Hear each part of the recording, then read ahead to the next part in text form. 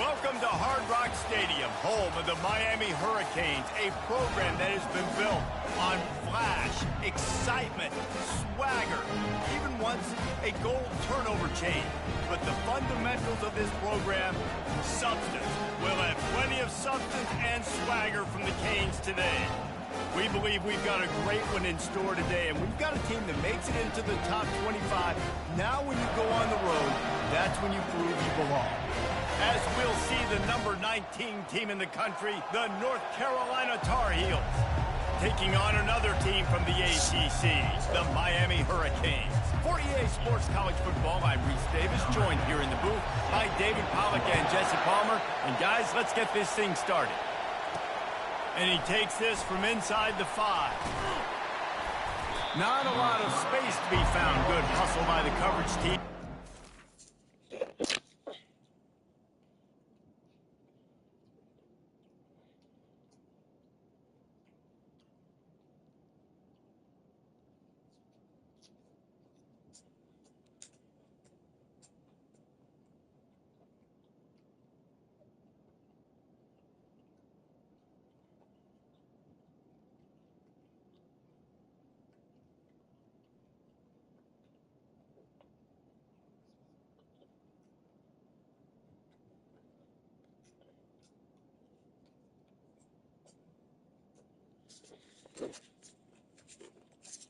At the 21. So the North Carolina Tar Heels offense takes the field. When your quarterback takes the field, you want him to look just like this guy, exuding confidence. Yeah, the it factor. He's the man. Nobody questions it. Everybody on this team knows they've got his back, and he's the leader. Everybody in this stadium also knows the offense goes as this guy goes. He has got to play well today.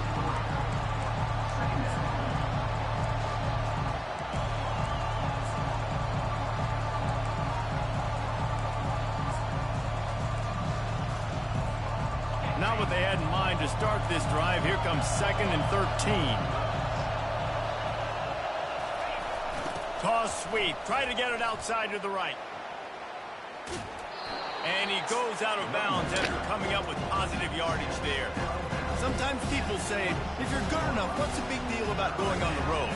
Well, if you're not careful, you might find out in a spot like this one, guys. Yeah, no doubt about it. This is a hostile environment, and you know you're going to be getting the opponent's A game for this one. They've circled this one all offseason, so they better be ready to bring it today, Dave. And the hardest thing to do in college football is to go on the road. Everything about it changes, and you want to shut this crowd up early. You don't want to give them belief, because if it starts to build throughout the game, look out. Gets it to the 46-yard line. First down for this offense. Man, the tight ends are one of the most versatile guys in the field, and you see it right here. The play action, they're used to blocking, right? Now they slip right by the linebackers, slip to the second level, come open, the quarterback finds them in great rhythm. On the ground, it's Sawyer. And he'll find enough running room to get it just short of midfield at the 49. This crowd going to try to make life miserable for these guys. He's got it again. A strong...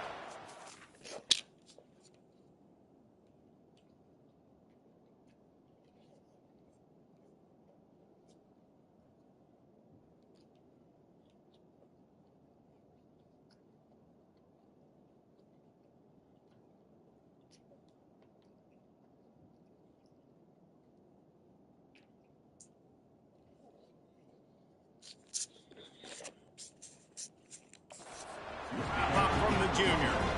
I don't know why, but it's a thing. The ACC Wheel of Destiny. You spin it, you never know how it's going to come up, and you can't afford to give away a game early in a conference like this. And I think both of these coaching staffs, David, understand that, and they've been preaching to their team, we've got to start fast. Not just in this game. We've got to start the season fast. We've got to take advantage of this opportunity. And I think Reese hit it right on the head, too. The Wheel of Destiny, right? It seems like it's a new team every year that's playing in the championship and appears to be a wide-open league. So a lot of turmoil, a lot of change. I think that starting 1-0 is an important step to getting to that championship game. On 4th down, they're taking to the air. He's got it. see. And once he found daylight, it was Katie bar the door, baby. And what a nice start for this offense. The throw game getting working, getting the touchdown pass. This quarterback getting a little bit of confidence. This passing game getting in a rhythm. Nice start for this offense.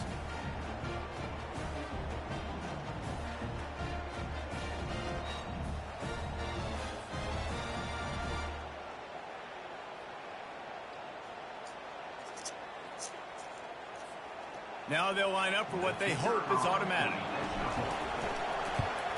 And with the extra point, they get the first 7 of the game. They march 79 yards on the drive, and they finish the drive with a touchdown toss from the 49. The kickoff team out there set to boot it away.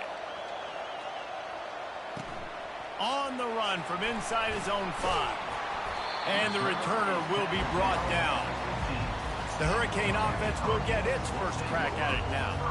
And David, we'll see just how effective they can be on the ground running against a backer like this. But they're going to do what they do, and they're going to feature their guy. He's an elite running back. You're a great linebacker. Let's see who wins this battle. There have been entire defenses that have... Just flying through the air like a superhero to make the grab.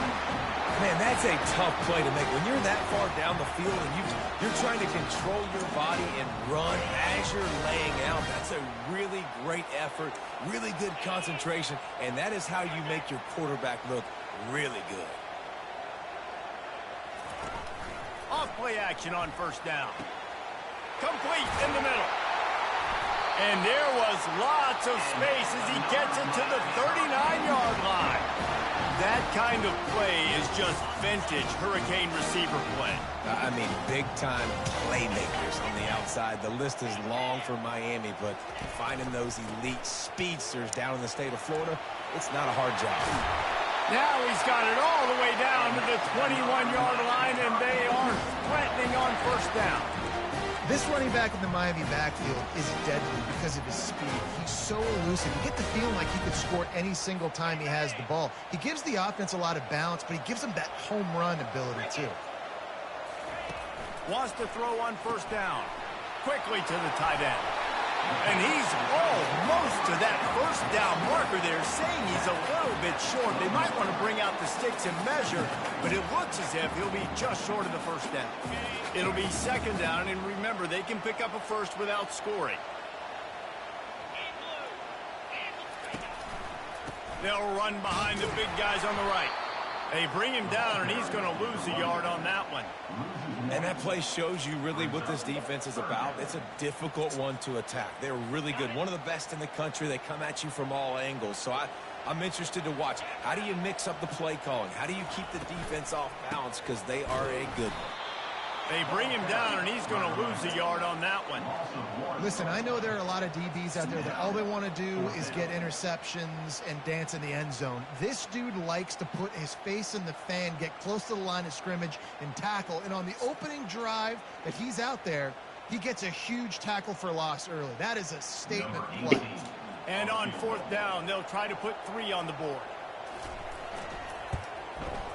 It's good. He could have hit a string right in the middle of the uprights there.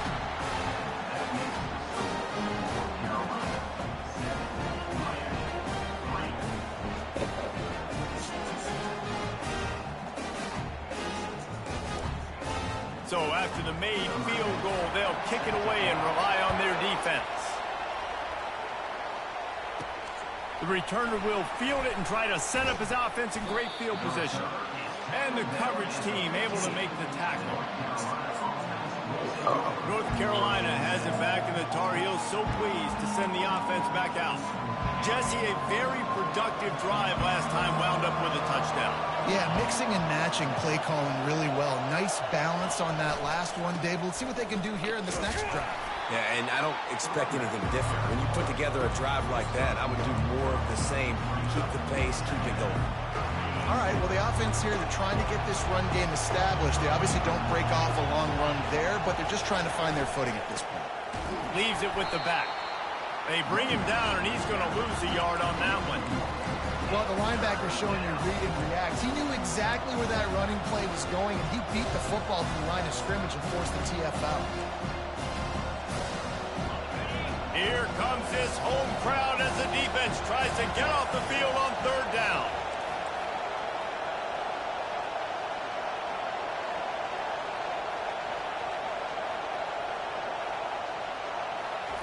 Touch pass on the jet sweep. He ended up losing yardage on the play, and that'll bring up fourth down. How about that? You don't see those touch passes go for negative yards very often. Usually this is a short flip that counts as a completion that goes a long way, but the defense aggressive. Saw it, pulled the trigger, came outside, made sure he didn't get outside and get to that edge. Nice job by the defense. Going deep. And it's incomplete, and the defense stands tall and gets off the field. Excellent field position here for the offense.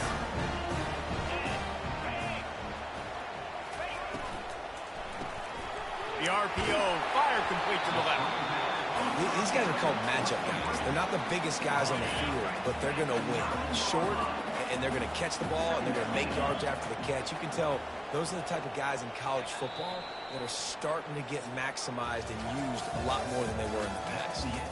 Guys, we've reached the end of the period, and North Carolina's on top. And after that first quarter, let's see if these guys can get back in the game in the second.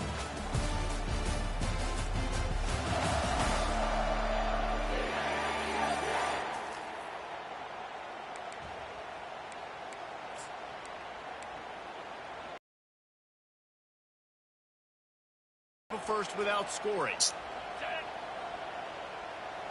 Dropping back, it's Potts. Forced out of the pocket. And the quarterback is knocked down back at the 13. And he gets home again, continuing his production. Last week, 2 sacks. This week, already a sack in the first half. This guy has been on a sack terror. Makes his connection. He ended up going backwards on the play, and they will not convert that third down. And on fourth down, here comes the field goal unit. And the kicker delivers the 3-ball to finish off the drive. And wait a second, there's a flag on the field. Let's check that one out. You must protect the kicker when he's in a defenseless position like that. That penalty's going to give the offense a first down. This offense in scoring position with a fresh set of downs. Zings it complete to the right. They'll get it down to the 8-yard line on that throw and catch, and the defense is backed up against the wall. Now it's second and goal.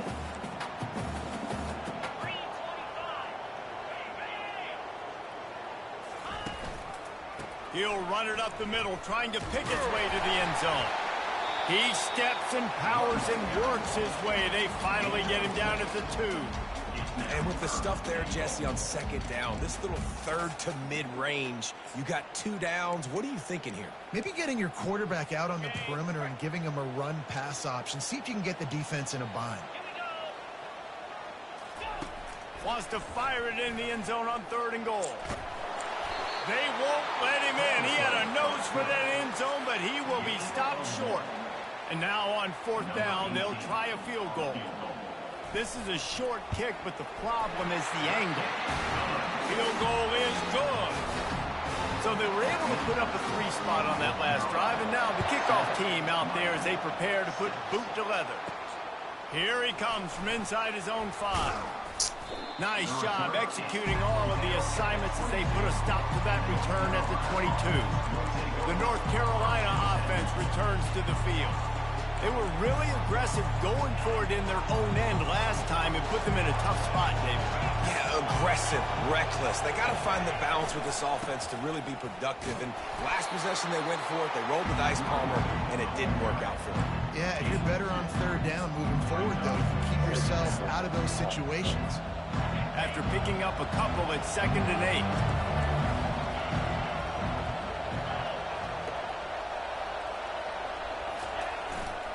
Trying the left side. They bring him down, and he's going to lose a yard on that one. That is a great play by the defensive end. The most athletic players on the field play defensive end. Yes, you heard me, Jess, Reese. Exactly what I said. Great get off. Great job getting in the backfield, making the play. 3rd and long, and he'll try to throw for it. Excellent coverage and good use of the hands to knock it away.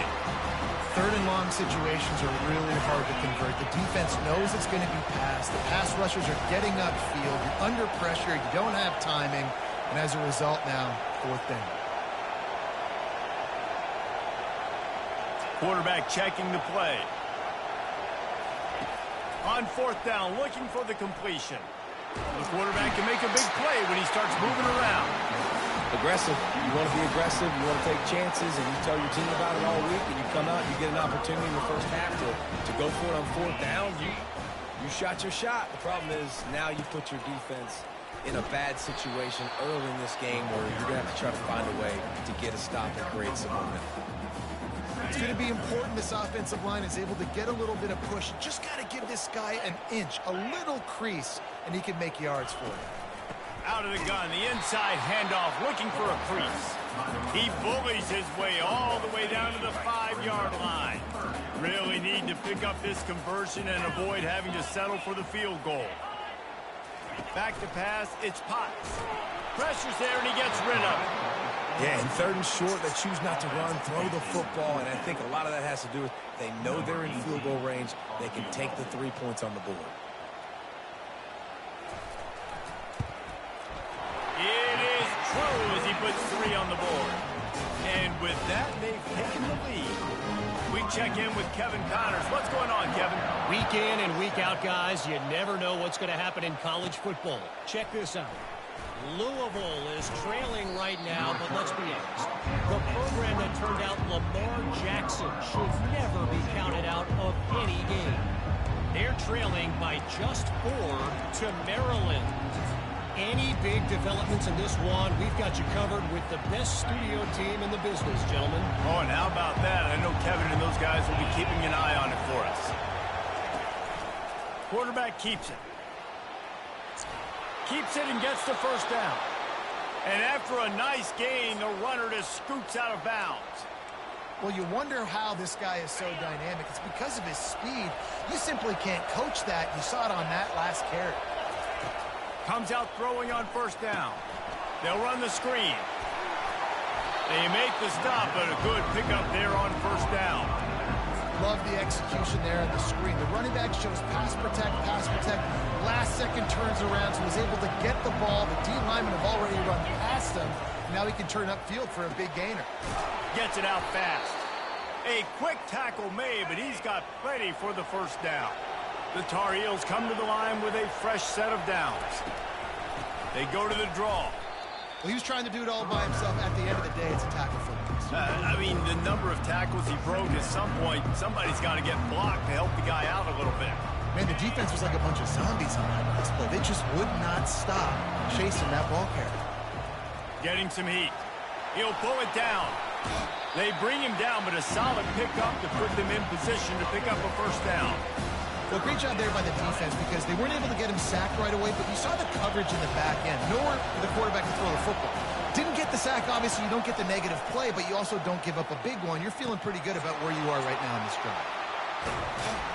They'll pick up enough yardage for the first down. They've got it at the 30. Well, look, that wasn't a touchdown, but that was a massive play for this offense. They needed some momentum. They needed to find a rhythm, and what better way than converting on third down. Awesome job by the quarterback. I know it was incomplete, but I'm okay with it. If I'm the offensive coordinator, I'm going to keep taking shots down the field. I'm going to make him honor that deep ball. I'll hit some of those before the game's over. Wide receiver shows motion. And he drops it. Just took his eye off of it at the last minute. You got to put that one on the receiver. That's just a flat-out drop. That's a good throw by the quarterback. That's a catch that receiver needs to make. Third and long from the 30-yard line, and this defense hoping to knock them out of field goal range. Unloads it left. Can't connect on his first throw. Tell you what, I don't know if the offense was expecting man coverage that time. Third and long in field goal range, you're expecting it to be zone. Instead, they lock him up man-to-man, everybody on an island, everybody won. They get the incompletion now setting up for it.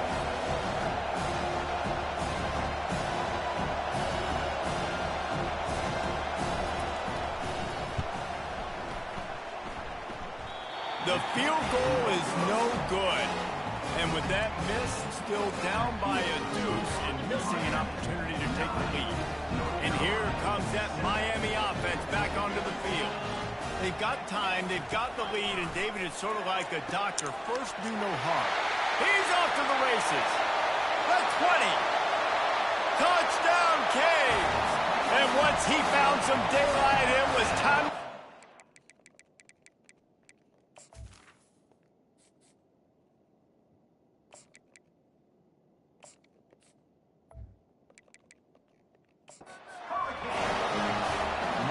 One of the reasons this offense is so exciting to watch, they've got guys that are dangerous after the catch.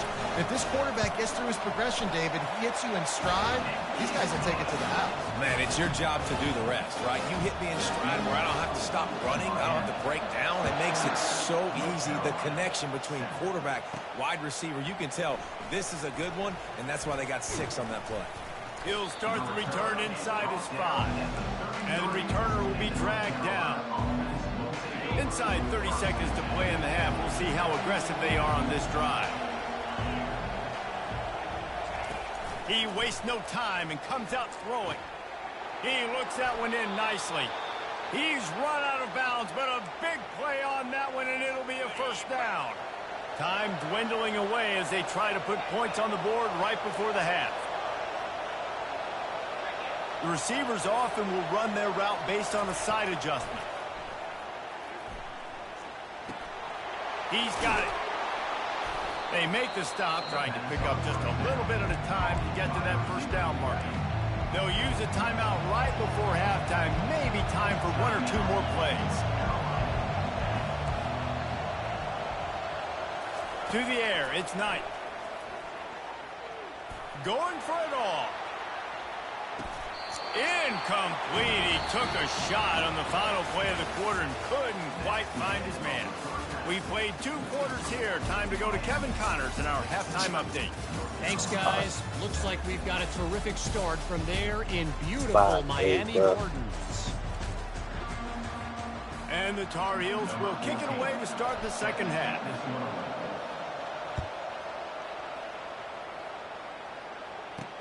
He'll bring it back from inside his 5. He found some really good running room on that one and just about got loose. As it is, good return to set up the drive. Here comes the Hurricane offense looking to gather a little more strength. They had this lead to start the third quarter because of the passing game. Didn't get a lot done on the ground. They did, but the quarterback is in a rhythm. That was up. Fires into traffic, picked off. And they'll close in on him after a good return on the interception. And that's got to feel good, and that's a play this young man is never going to forget. His first interception of the season. Great job reading the QB's eyes and getting to the football. They're bringing heat. Hit hard as he released the ball on that first down pass, and it never had a chance. It doesn't take this defense a lot of time to get to the quarterback, man. They've got speed all over the place. They hit.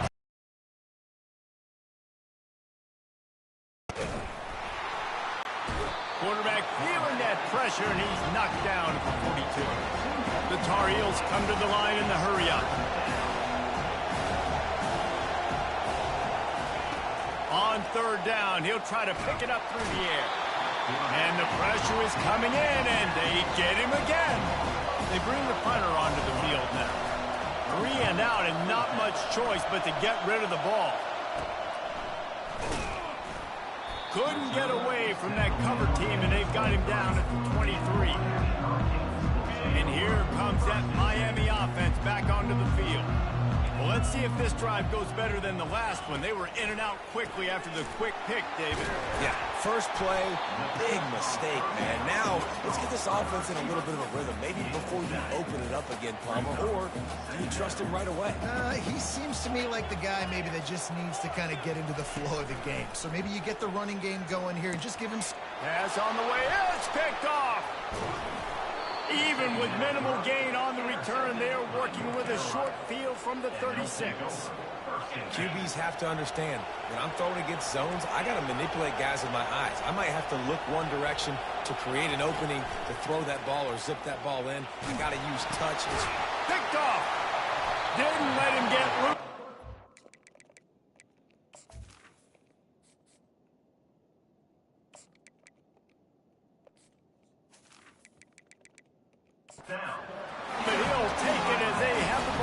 47. And how about that? That's the first INT for this guy. Like, he's gone all throughout this year, taking care of the football, making plays, really, really building trust with his offensive coordinator.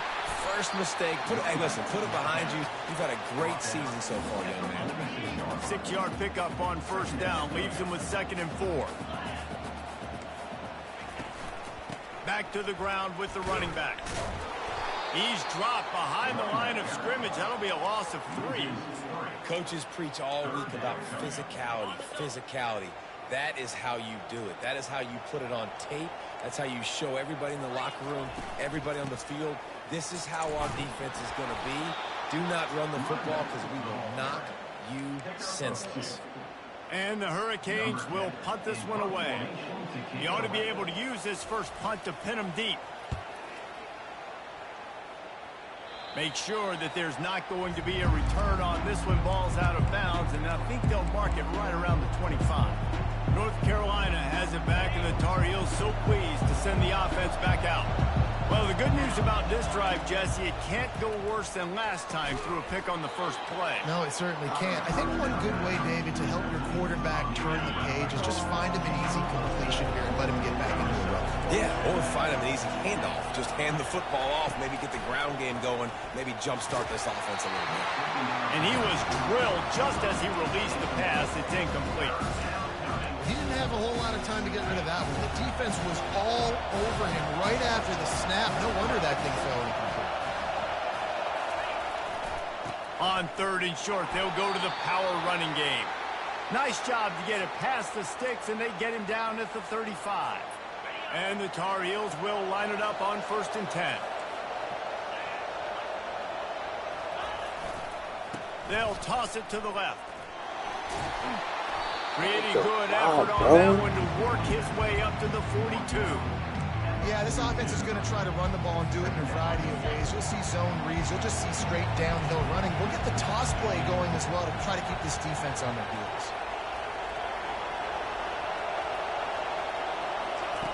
Off the boot, looking for his man. And he really needed to hold on to that one, but it was knocked loose, and 3rd down is coming. And this offense can ill afford to come up empty on this drive, already trailing by multiple possessions. They're going to go to the air on 3rd and short. It's caught along the sidelines, but he's out of bounds. Would have had the first down if he could have stayed. And it looks as if they buzzed down. Replay wants to have another peek at that last play. So after reviewing the undisputable video evidence, the replay booth has decided to overturn the call. Offense lines up for a 1st and 10 from the 43. Wide receiver coming across in motion.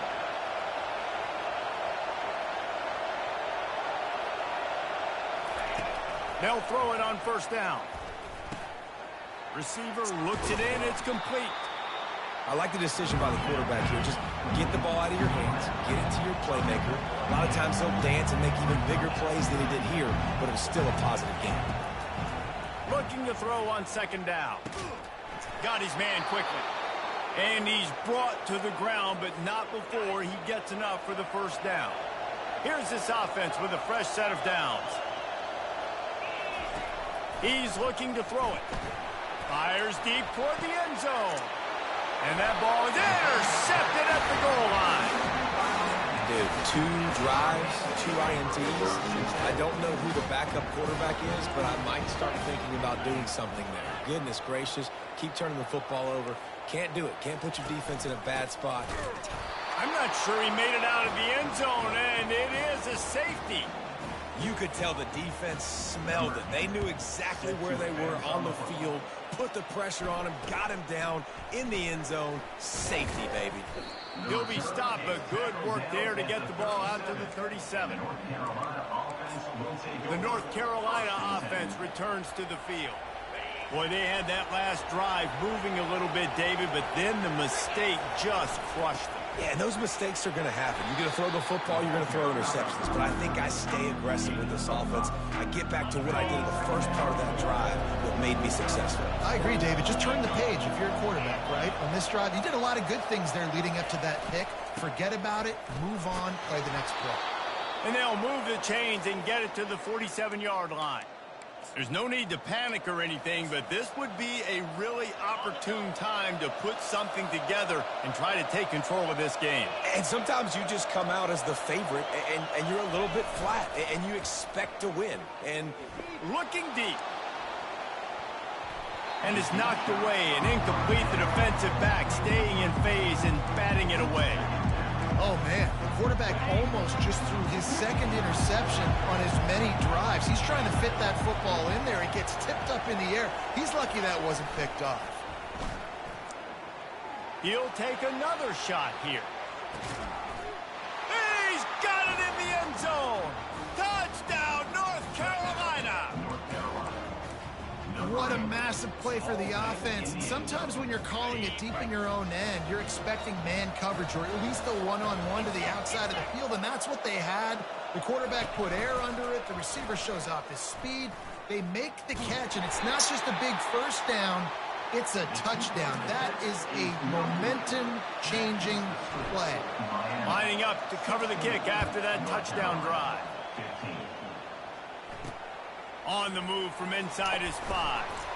Nice job by the kickoff team. Everybody stayed in their lanes, and they'll stop him at the 16. Here comes the Hurricane offense looking to gather a little more strength. And the last time they had the ball, they wound up giving up a safety, Jesse. Yeah, that was ungood the last time they had the ball. So they got to do something. And that defense gets to him, and down he goes at the 9. The defense coming up big there. The sack is great, but the secondary deserves some credit too. no doubt, when you can cover like that in the secondary and drop back in your zone and only rush a few, and you feel comfortable getting home and they're going to get to the quarterback, that is a great feeling, and it's fun to be a defensive coordinator calling the plays. And they pick up just a few on that completion.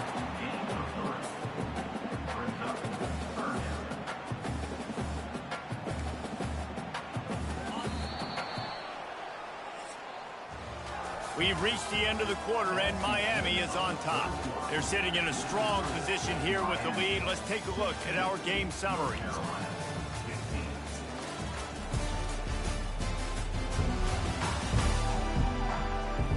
One more period to go to see who can make the winning plays and come home with the victory. They've changed ends of the field, now facing third down as they go back to work. Looking to throw, and he needs a bunch. And it's picked off. That's the turnover they desperately needed. And they capitalized not only on the pick, but on the great return to improve this field position. Let's go. Talk about leaving the door open. Yes, please. You think they might run the clock out, run the football consistently? No, sir. They put it in the air. We forced the interception. Great job by the defense. When they needed it the most, they came through. So on offense, you've got to find a way to put 6 up on the board. You know that in this game, field goals may not get it done. So big-time players make big plays in big games. Who can you rely on right now to get you a touchdown? Fires into traffic, intercepted. He's at the 50, the 30, 10. And with the interception, he'll take it all the way back. Touchdown, Miami.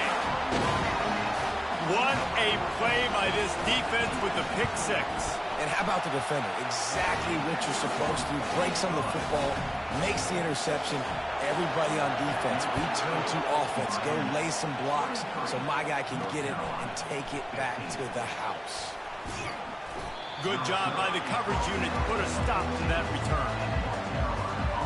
North Carolina has it back, and the Tar Heels so pleased to send the offense back out.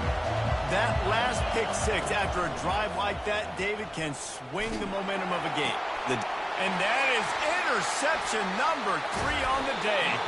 And they'll drag him down after a good return on the interception. I'll tell you what, when you come out of your own end zone, you know, in the shadow of your own end zone, a lot of bad things can happen. You want to kind of get a few first downs, get some space, so if you punt after that point, you can pin them a little bit deep. This is the exact... Gets it into the end zone, but there's a flag down. We'll see if this one is coming back. Man, at this stage of the game, does that hurt to have 6 points taken off the board? Now they've got to regroup and try to get it in again. Looking for a physical attack from the gun. Really nice stop there from this senior leader. And I like the first thought process right for forcing that turnover, setting us up. Now, if we... Here's an interception. Oh, did they need that turnover? Takes it the other way. And a big return after the INT sets up the offense for this possession. Looking for a productive play on first down. Quarterback will audible. He'll start this drive firing. He's right on target. They stop him almost immediately. Short gain there, and still a little ground to cover to pick up the first. Well, no question. They've got to score a touchdown and get the two-point conversion here, but that's a good start to this 2-minute drive. You always want to get it going. You want to get that momentum going, put the defense on their heels. They accomplished that with the last throw. Couldn't find anyone open here, and he'll live to fight another play. It'll be third down. And now this offense will try to overcome that second down incompletion. Takes it from the gun on third down. Oh, he's going to try to hit him over the top. And that one's incomplete. They weren't just trying to move the chains. They were trying to move the scoreboard. Instead, it's fourth down. Huge play here late, and this crowd is coming to help the defense. On fourth down, looking to pass. Makes a grab enough for the first. And the completion gives him a fresh set of downs and keeps this drive moving. The Tar Heels with the 1st and 10. He wants to throw. Oh, he wants it all. And that one falls incomplete, trying to get a chunk play on that one. It's great for this quarterback to take shots down the field, but you just don't want it to feel like a give-up or a chuck it up and hope kind of play. And I think understanding the situation, now I'm on defense, right? If they're going to take shots down the field, maybe I'm a little bit more aggressive with my blitz, understanding that everything's going to take a little bit more time to develop if they're going to take those deep shots. Just about had another one picked off. They have been way too reckless with the football, throwing it away 3 times already. Quarterback feeling that pressure, and he's knocked down at the 42. Pretty nice as a defense, right? When you can go nickel, put 5 DBs on the field and not have to blitz anyone, trusting your front 4 to get the job done on third down, and they do it right there, getting the sack. It's a one-score game late, and they've got to go for it on fourth down. He'll try to throw and pick up the first down. Deep shot for the end zone. Another interception. This guy just can't find his own players. And they capitalize not only on the pick, but the great return to give the offense tremendous field position. All right, guys, so here's the offense back on the field again. They'll keep it on the ground. The clock is on their side. He's dropped behind the line of scrimmage. That'll be a loss of 3. Timeout called by the defense. It's their first of the half as they'll make some adjustments. Not what they had in mind to start this drive. Here comes 2nd and 13. And the pass is incomplete, jarred loose by the hit. Love the physicality of the secondary on defense. That defender got to the football, was able to separate the receiver from the ball, and did it legally. Beautiful job.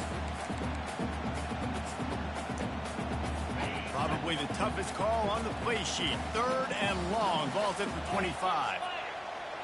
Running back goes in motion. On 3rd and long, he's going to have to turn one loose downfield. Floats it out in space. And he's not going to make it. The defense denying him the first down. And the Canes send out the punt unit. This will be the 2nd time they've had to kick it away. And the returner could find no daylight. He goes down. The North Carolina offense returns to the field. After throwing the pick on the last drive, need to take care of the ball this time, Jesse. We're going to find out a lot about this. He's going up top. Reels it in and goes out of bounds on the left side after the huge gain. And the Tar Heels headed quickly to the line. How great is it to have a running back who can basically run your entire route tree? You don't see a lot of guys line up and then run vertically down the field, get open, and make a big play. This dude is special. And they'll finally get him down after a terrific pickup. This crowd knows when to bring it. From the red zone, looking for a receiver. And it's caught! Touchdown, Tar Heels!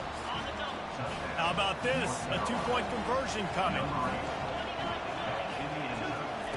He wants to throw it. He's got it. The two-point try is good, and we are tied here in the fourth. Here comes the kickoff as we are all tied up in the fourth quarter.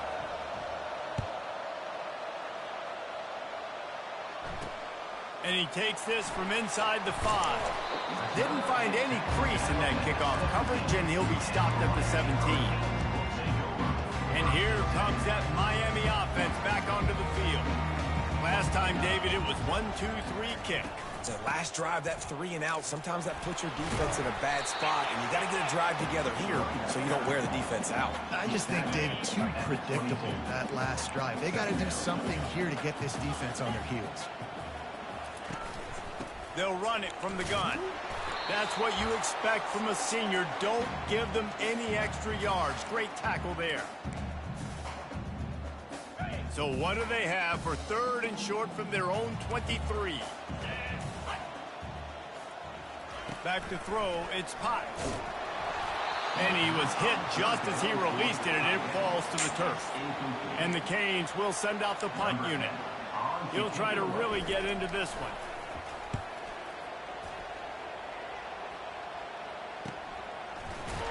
And the returner is stopped. Shit. North Carolina has it back, and the Tar Heels so pleased to send the offense back out. How big is this drive? Scored a touchdown the last time they had it. Defense gets a stop, and now it's up to them in a tie game. All right, so if you're the offensive coordinator here, let's dial it in. Who are your best matchups and best playmakers to take advantage of this golden opportunity? Yeah, and I'm interested to see this defense, too. Like, the momentum is clearly not in your favor. How do you get it back? How do you make a big play? Do you be more aggressive here to try to get the football back to your offense? And not much doing there as that defense runs him out of bounds. Hey, 5 to 6 yards a pop. I don't know if you guys are really good at math, but that usually equals a first down every couple carries. So don't forget about the run game. Keep them honest, pound that rock. Brought to the ground, but not before getting enough for the first down. The Tar Heels getting set on 1st and 10. Use the play fake, now to throw. Pocket starts to collapse. Couldn't find anybody to throw to. He'll just toss it away. It'll be 2nd down. Well, it's the 4th quarter, and you got to be so careful as a quarterback when you're throwing it over the middle of the field right now because these windows are really small. He's very lucky that last one was not picked up. Couldn't connect on 1st down. Now back to the air. And he got smacked just as he released the pass. It's incomplete. These fans stepping up to help this defense on 3rd down. From the gun, wants to pass. He unleashes a long one. And it slips through his fingers, incomplete. That would have been a huge gain if he could have held on. And the Tar Heels line up to punt it away. This will be the 2nd time they've had to kick it away. Not going to get a chance to field that one, and the punt will bounce out of bounds. Here comes the Hurricane offense looking to gather a little more strength. A pretty good bit of ground to cover here, Jesse, but they've got some time to work with. They do, so tempo is going to be important. You got to go fast. You just got to make good decisions at the quarterback position. And those good decisions are throwing the ball beyond the sticks. Oh, using the my sidelines God. to... Off he goes! And a pickup of better than 30 yards on that completion before the defense brings him down. Timeout on the field, and everybody want to make sure they're organized as we come down the gut of the game. Handoff to the single back. Not much working there. It'll be 2nd and 9. Clock is still running, and they have to get everybody lined up. Back to throw, it's Potts. Looking down the middle. And this is dropped. Incomplete pass. He had a huge gain in his fingers, and he couldn't hold on. They'll try to pick up a few here on third down, but from here, it would be a 60-yard attempt. Unloads to the wideout. Got him downfield. Touchdown, Hurricanes. And inside a minute to go, they've got the lead. And how about this offense, man? They knew they needed to execute. Great play calling, great drive, put it together. Now you got a chance to go up by 7 late in this ball game and then let your defense go on the field and seal it for you. Here's the return from inside his 10. He was looking for some running room, but not much to be found as he stopped at the 18.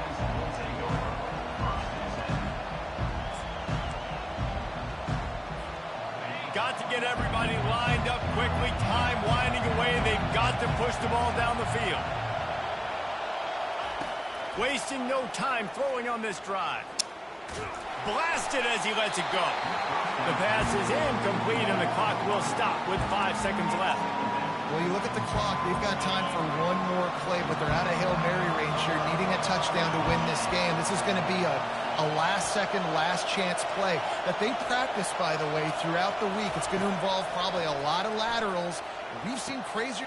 And here's the 5th interception by this quarterback. And he runs out of bounds with the interception, and that is how we'll finish off this game. Oh, that was a pretty rough showing there by this team. Just couldn't find a way to get things going and come up with the win. Just got outplayed, Reese. There were moments in this game. There were plays to be had and plays to be made. At the end of the day, they just did not execute well enough in any of the 3 phases on any side of the football. So, David, moving forward, a lot to take away from this game as they try to improve. A lot to take away and a lot to learn from. I mean, losses definitely hurt, they sting, but a lot of times most teams refocus and they get a sense of urgency now that they got a loss in that column. So watch the tape, watch what you need to improve on, and go attack it in practice. That's going to do it for us. For Jesse Palmer, David Pollack, our entire broadcast team, I'm Reese Davis. This has been another presentation of EA Sports College Football.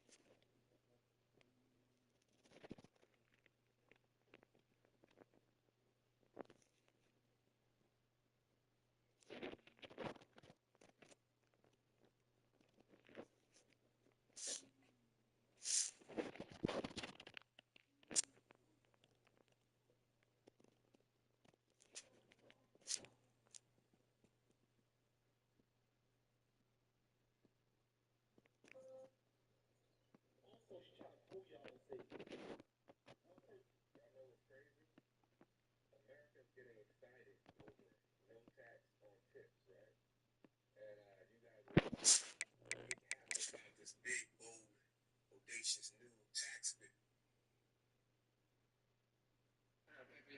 What they eat? At the house.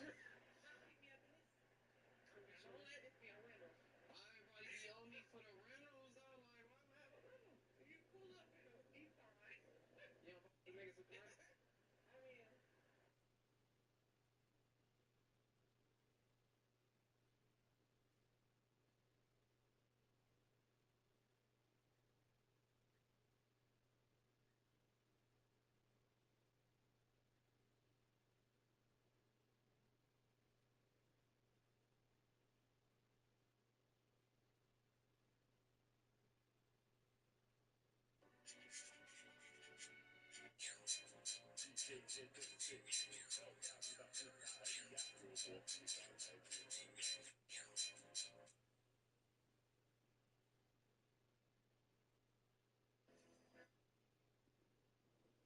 Mississippi got a bumper, then twerking, Mississippi.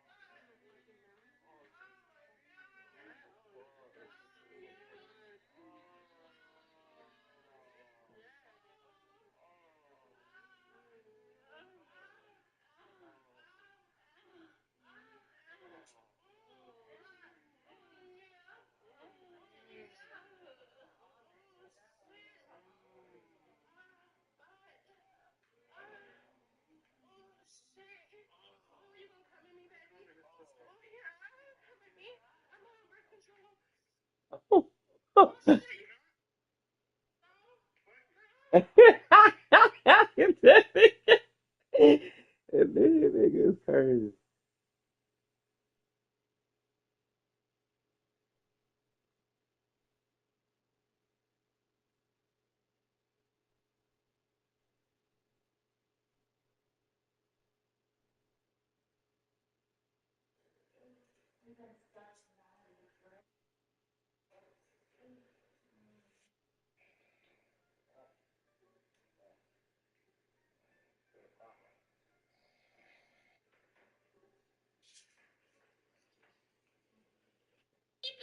We're sorry. We didn't mean to.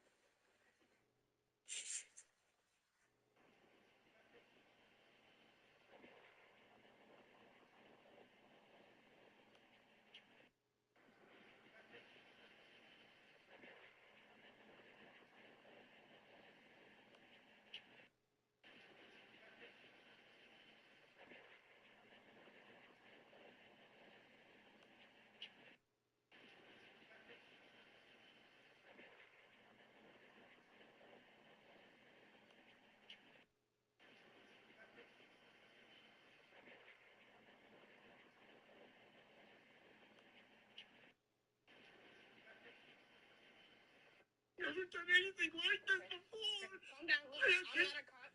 You have credit under 600.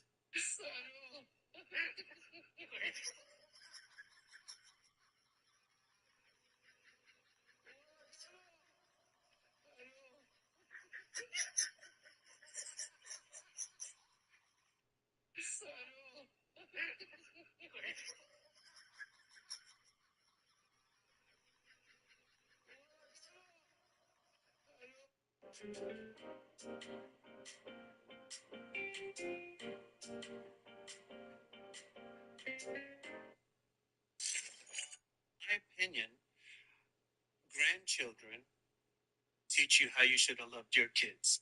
Ooh. Yeah. That's powerful there. My opinion, grandchildren teach you how you should have loved your kids. Ooh.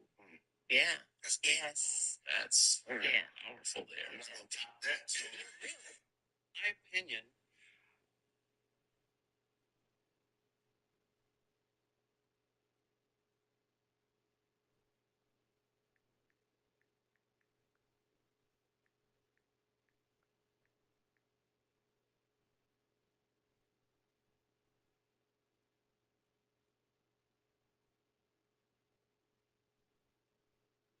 I wear this baseball hat and suit because of my dad.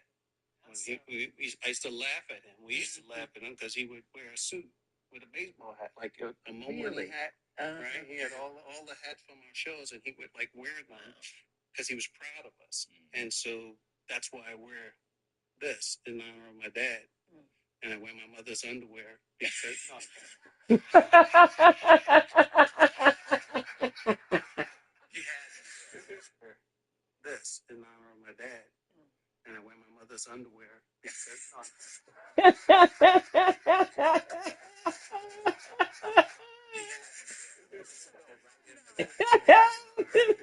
right? He had all the hats from our shows, and he would like wear them because he was proud of us. And so that's why I wear this in honor of my dad, and I wear my mother's underwear because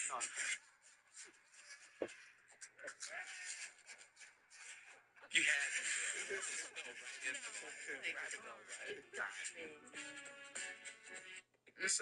goes with my nails. Hello. Hey, smoothie smooth. How you doing? I just want to touch this. Like that? It's like, ooh, is that pleather? No, it's leather. Did Kelly pick that out? Kelly did pick this out. It goes with my nails. She always finds a way to, make it work. I know. Yeah. So what's happening? Not much. We're back out here in LA. I guess there's served, and I'm going. That I made bacon on. But it's no, I don't. So I had bacon, and I would have had. I'm glad. I can't. Somebody. But guys, Wayans joining us, folks. I'm so excited to talk to him, and I'm almost giggling already. I know. I haven't even know that. Which was, Malia said they are back up on that.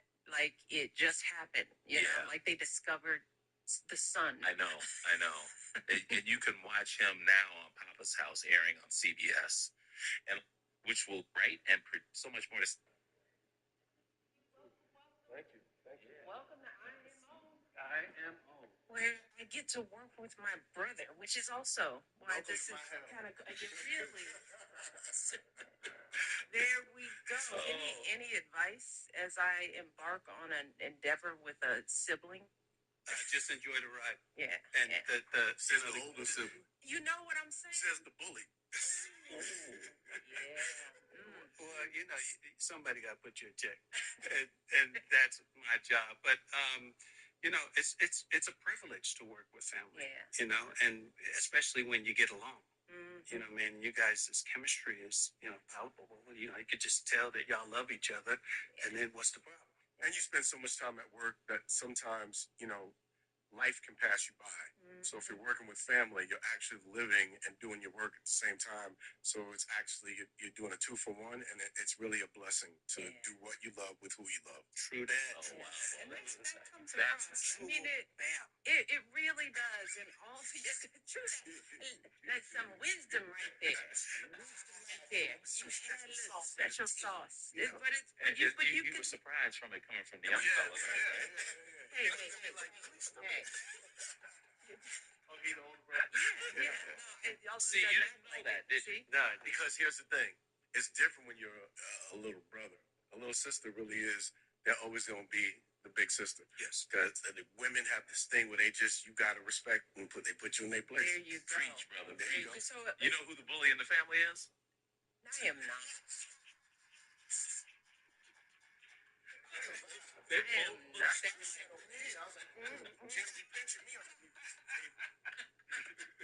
No, but I think also allow yourself the space to be individuals and just we're all different.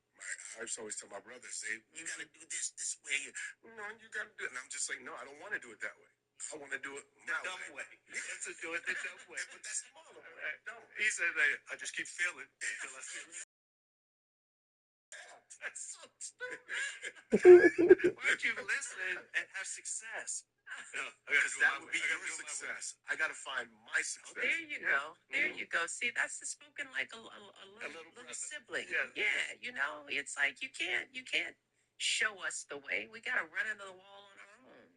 You talk about let's talk about your sisters, Yes. right? Mm-hmm. Because everybody knows the brothers. Yes. But right. tell me about, we know Kim. I think that's the only sister I have seen out in the world. But you got a bunch of them because there's a lot of y'all. Yeah, we have 5 sisters. Mm-hmm. They're all so talented. So, like, they're hilarious. Really? Yeah, you hang around, and all they do is crack jokes. Elvira and Devon, and they're funny. But you know, to do what we do takes in some ways, because they could just say they can't get canceled. Yes, that's so right. they just. So they're telling they just say it. They're not in the business stuff, right? No. They're just funny people in the they world. Can handle the rejection that comes with, you know, like going on stage. The thing about doing stand-up is you're not funny until you're funny.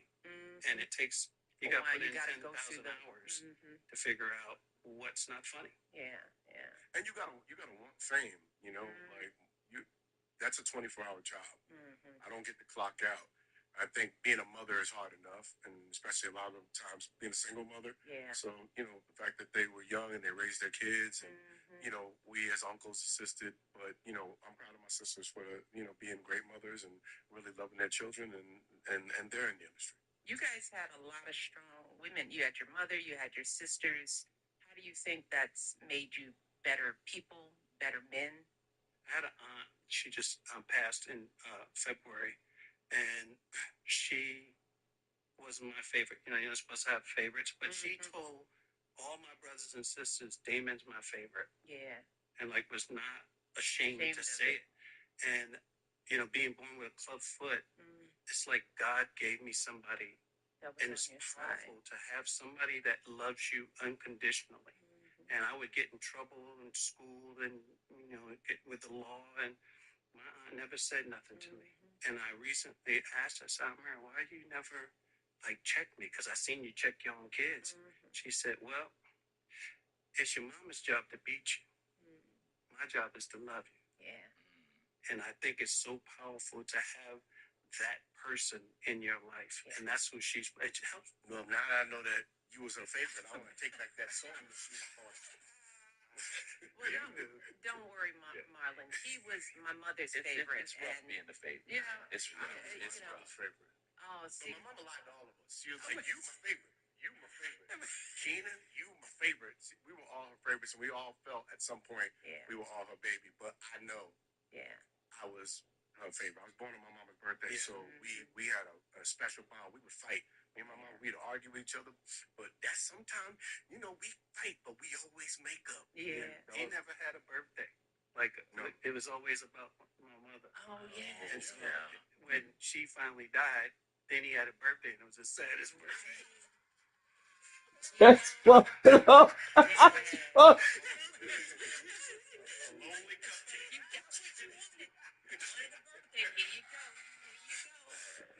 Well, tell us more about your upbringing, because having so many siblings be so talented it's just the two of us. So we this is all who we could play with. The two of us. The greatest things that we have is each other.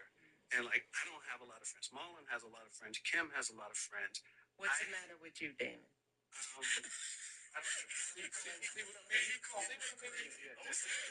like, what? They're trying to be and ridiculed, and so friends have kind of turned on me. So I have his friends. Yeah. They're my friends, and I'm friends with them because they're vetted. You know what I mean? And as long as he loves them, I love them. Yeah. When he stopped loving them, I don't have to feel nothing. It's like, we done with her. Like, let me go on and get my coffee. But I think we all get along. My mother made sure that we all played together. Made sure that when we argue, I'd go kiss in the mouth. That's when we argue. My mother go on, kiss him in the mouth. And Sean's breath was weird, so I decided to just get along with him no matter what. Kelly did that with our kids. My wife made your youngest two. Our youngest two. You're gonna have to. But that's because they don't ever fight because they don't. I saw the funniest thing online. There's two kids that was fighting, and their mother made the two boys hug, and they had to sing the Wayans Brothers theme song. It's like, we're brothers. We're singing in color. I thought that was so cute. That's so sweet. They're so sweet. Do you guys have fist fights? Not with each other. No. My brother would cave my chest in, but that wasn't a fight. That's just one punch. Yeah, I used to do that in his back. Because I was little, and just one of these hard, you could hear the echo in his like, Yeah. Yeah, we couldn't fist fight, because then you had to fight my father. And he didn't. My father just didn't. He was like a guy who would, send a message to all of you, and you don't want to be the example. Yeah. You don't. So, we didn't. There was no real fist fight. We jump people. And my mother always said, full fist beat too any day. If you get in a fight, that means you getting in a fight. Nobody fight alone. So we got in a fight. I mean, me be kicking people. Yeah. That reminds me of a time. I don't know if you knew this because we, close in age, went to the grammar school around the corner, and this is how close we were. Craig was always a popular kid because he was a sports kid, did all the stuff. But at Bryn Mawr, I was coming out of school at the end of the day, and for some reason, people came up and said, your brother's in a fight. Your brother's in a fight. They're kicking his ass. They're beating his ass. And I was always that tough girl. But the thought, like the image of you being beat up, I broke down, because I was just envisioning you getting hit by some guys, and I don't know if I told you that, but I was like hysterical. And then you found out on the playground that I was hysterical, and you came over and you said it was just a joke, nothing really happened. Yes. But I always thought I would be able to just, thug up, but just the thought of him being hurt, I was surprised at myself, even though I was a little girl. I was like, get it together. But I couldn't. I remember that. And it was one of those things where your friends are like joking around. So everybody was, I do remember this episode of Fan, and always with Equid, home buyer, visit. Sisters, his arms, like sisters was vicious. What's funny is I didn't go get my brothers when I got I would get my sisters. Yeah. My sisters was vicious. Devon, one time this kid, Baldy Joe, was beating me up, and he was like a 16-year-old kid, and my sister had cornrows. She was about 250 pounds. She said, come here. She grabbed him by his arms like this, and she said, Marlon, punch him in the face. I was like, Devon, he gonna beat me. She said, if you don't punch him, I'm gonna punch you. I was like, wow. And, my sisters always have my back in that. I didn't like my brother because I saw Keenan get beat up. Like bad. Like, so Keenan used to walk around in kung fu slippers. Like he was this Bruce Lee and Jim Kelly.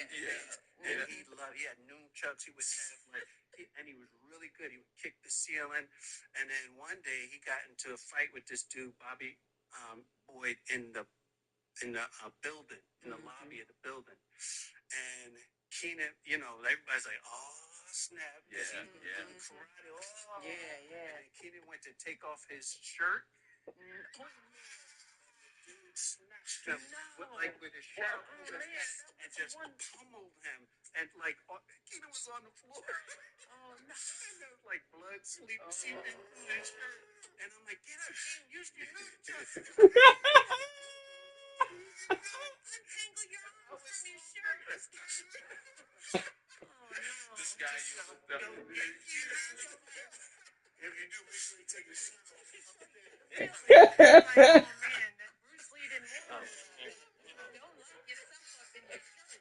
When I think of you guys, when I hear about your background, all of y'all living in 2 rooms, it reminds we grew up well. I love at A that goes. I mean, I still just a lot of phrases of. I live my parents. Yeah, Mm-hmm. yeah.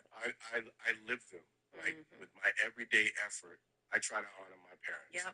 Yeah. When it comes to loving my siblings, yeah, they're all so different, and it's a lot. But I make sure because I know my mother would want that. Yeah. I know my father would want that, and so I try to honor them with my actions. I try to honor them as a good father, as a good uncle, with my nephews and my nieces, and it's always an open door, and to honor them with love and to be an example. That's why I don't go to parties and things like I used to.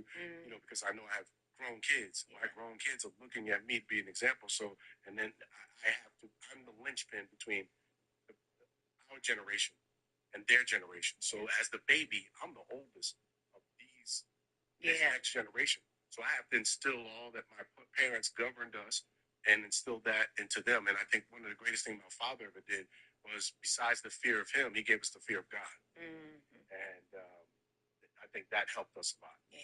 Yeah. Covered it. I wear this baseball hat and suit because of my dad. How so? I used to laugh at him. We used to laugh at him because he would wear a suit with a baseball hat, like a Momerly hat. Right? He had all the hats from our shows, and he would wear them because he was proud of us. And so that's why I wear this in honor of my dad, and I wear my mother's underwear because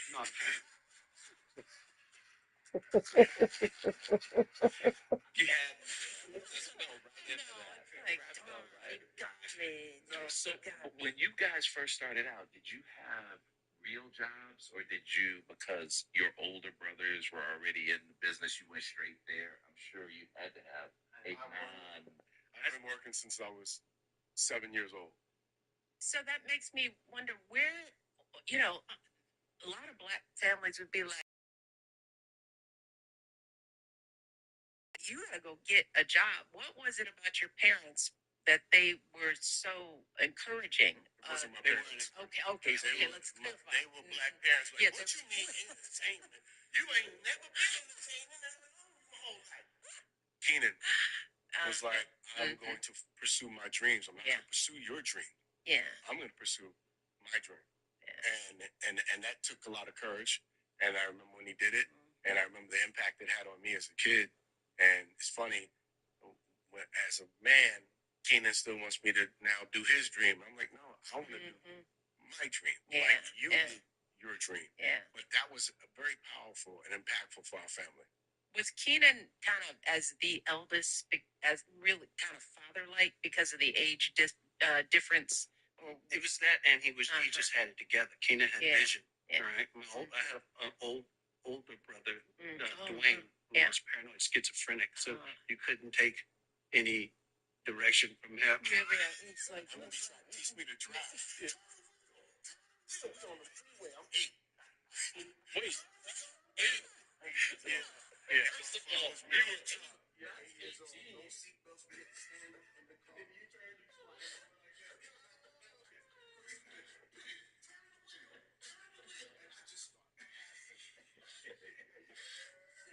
So that brother was out. Yes. So we know not to follow his actions. Don't follow Dwayne. Yeah. Keenan was always he was an A student. He was. It's interesting how life will take you on this journey. Bruce Lee said, "Stay liquid, so you always end up where you're supposed to be." Yeah. And so with Keenan, he told me he went to Tuskegee. And he went there to learn that the improvisation club was 2 miles away from where we lived. Oh, wow. Yeah. Because he used to like stand, they had a totem pole. He would stand out there and tell jokes like every day. And someone came up to him and said, "Man, you're funny. You should do stand-up comedy." Like right down the block from where we grew up. That's what he says he learned from college. Yeah, it's like, it was 2 Bruce Lee blocks is away. not liquid, but to not take your shirt off if it's important. It's like, they're different kind of liquid. Oh. It's like, oh my goodness. I can't. Because when I went through puberty, I told my mother, I said, "Ma, can I take some lessons?" She said, "Boy, I can't even feed you." And you don't get no lessons. You don't get no lessons. Find something else to do. There she go. And so I started DJing. And that was my dream. I wanted to be a DJ. Craig was a DJ. Still, I got turntables and the next CD. Yeah. And with stems and all the stuff you can do now. His DJ name was Craigie Craig. I was at my parents' house at 16. I lived with my cousin up in Marble Hill, the projects. And we used to throw parties and all the girls be out there. It was fun. And then when Keenan moved to California, he gave me his apartment in Washington Heights. And I was like, okay, cool. So I told my cousin I'm moving. And he's like, all right, well, you got to do what you got to do.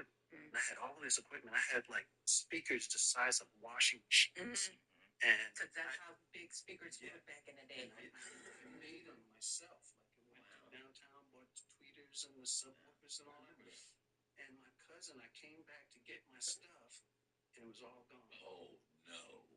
And I was like, "Yo, Reedy, you need to give my stuff back." He was actually 250 pounds at 14 years old. So I knew he could beat me, you know. Yeah. But because I was like 125 pounds. Right? And so I just had to take that on the chin and find something else to do. Barbershop. I taught him how to wear the joint just because I'll show him. With such a big family, because it's not just your brothers and sisters, but extended family. I mean, I talk to a lot of Black folks, make it big, and it's just the pressure to take care of everybody can be overwhelming. And have you guys been in that position because of your fame, because of where folks are like, yo. I just refuse that. I think of it like this. I think the more I get, the more God provides. Yeah. He's never let me down. So it doesn't matter what people want, no matter what I have to do, I just give. And God is taking care of me every day. All my kids is healthy. My kids are eating. They're thriving. I can't ask them. I'm healthy. If I can do anything, if I need to fly home to go do something and not just money, I try to be present. I try to show up. And that's my assignment from God and my parents to love my siblings and my family like my mother and my father would, want me to. And that's just what I do. That's beautiful. Well, we've got a listener who's a mom who each other and be if y'all, give our different takes on it, but whoever threw it on the table, that's their joke. And I think in the spirit of the competition, I just want to, like when I do a scene with Damon, the only thing I'm thinking is I don't want to be funnier than Damon. Yeah. I want to make my brother laugh. Yeah. I want to break him and break his son because then I know what I'm doing is funny. Yeah. If he stutters or he's holding back a laugh, I know I'm doing something right, and that's going to inspire him to go, okay, next take, I got something for you. Marlon is a scene stealer. He's in there for himself. But that's what makes us laugh. Does Marlon do the best impressions of everybody in the family? No, Sean. Sean's magic.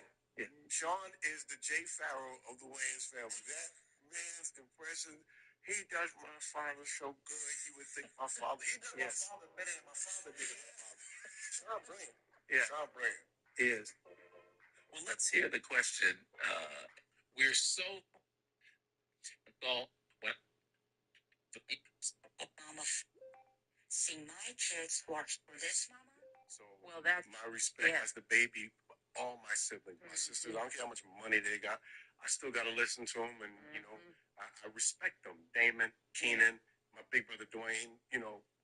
The older sibling sets the example for the younger sibling. My older brother, Dwayne, was a great big brother to Keenan and Damon. He was very protective to Keenan. When he wasn't hitting you in the head with a wiffle ball bat. Damon's like, don't remember it that way. But Dwayne taught, he was very protective of Keenan. And he was kind of like the offensive line to a great quarterback. Sometimes it's just that extra block. And he just gave him that space. And Keenan respected Dwayne. And Damon respected Keenan. I respect all of my siblings. So I think somebody has to set the example. And then you have to teach them respect and honor and love, and that we're all doing this together. Yeah. It's funny. It's like, even now, this is how my family is. Like, I'm 65 years old, and Keenan go get me a soda. And I got to go get it. And you do. Yeah, I gotta go get it. And it's just like, that doesn't work that way in my family. She's like, go get me a soda. Yeah. If Marlon walks in the room, and if I walk in the room and there's no seats, Marlon gets up. Yeah. Sean and Keenan will sit, and Marlon will get up. You sit here.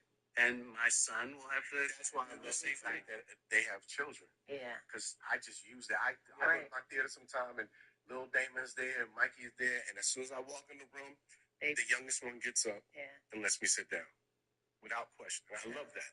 Did your parents instill that, or did you all do that sort of just a code? Yeah, it's just a code. Informally. Quiet code. We didn't teach them that. They just watch how we do with each other. Yeah.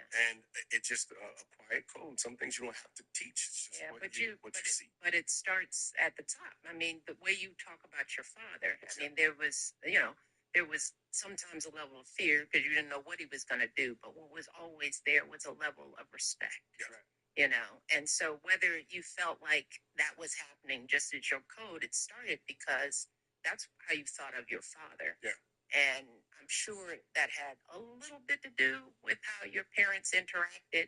But I also know that as siblings, sometimes we read the parental relationship differently, or the situation. I'm wondering if you guys have different takes on. Yeah, I was scared to death of my father. Yeah. Scared. Like, he would pants my father. Like, my father would be talking, he just snatch his pants off. I get it. And for me, that was like a suicide. That's why you're so That's great. suicide. Yes. You were pants and father.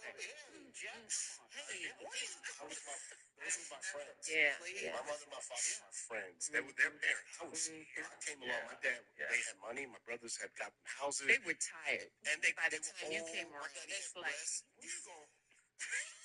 That was all soggy. Man, you don't sit your ass down. Let's talk about this. All right, I'll come home at 1:30 and 72.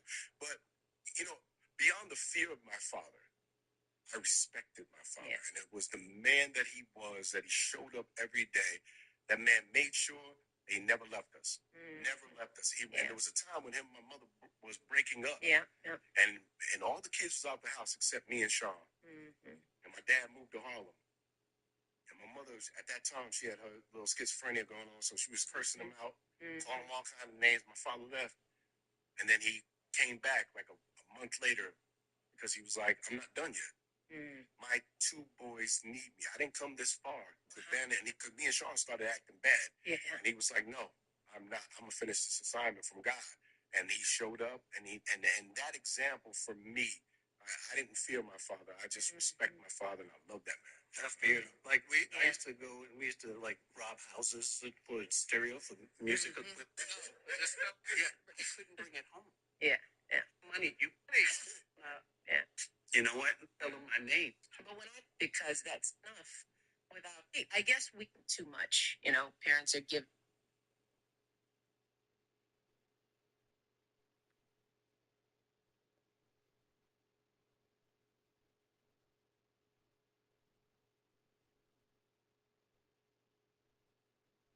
We made it.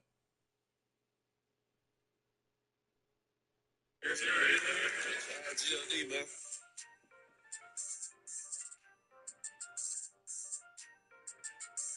Yeah, you see it.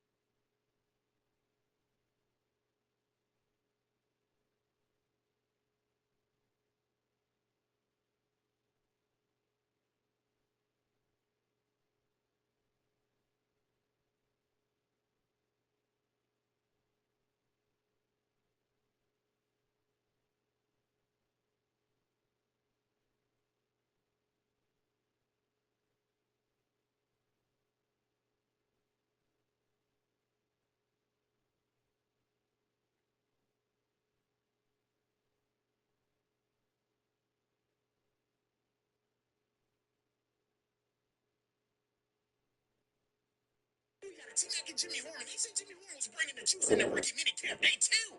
Look at that.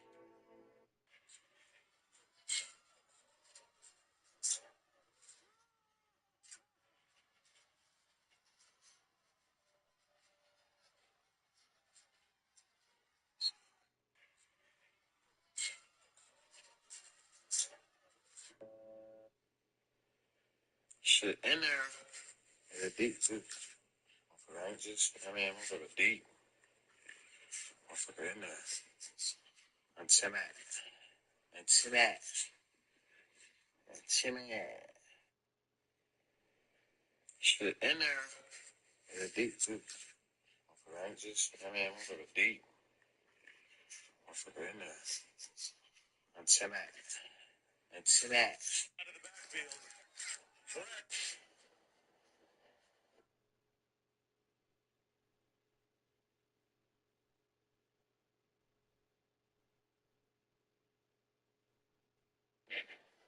Whoever made these dumbass bottles, bro, y'all need to be fucking ashamed of y'all fucking self. I've been trying to get this same bottle open for 10 minutes, bro. I'm not even bullshitting, bro.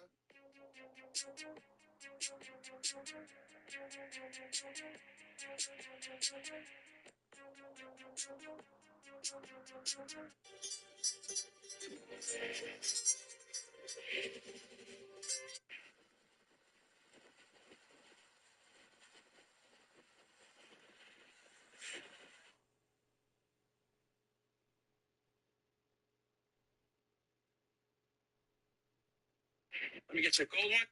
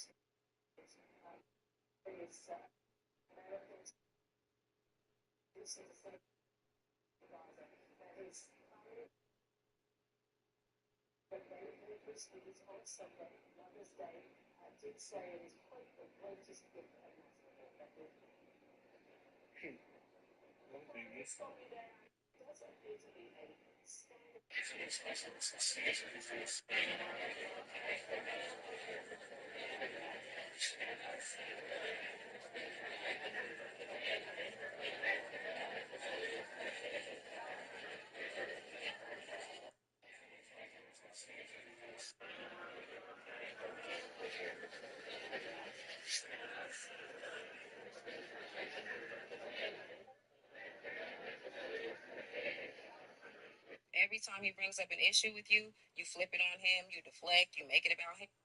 So the nominees for the Best R&B Urban Contemporary New Artists are Rhythm of Life. Lita Adams.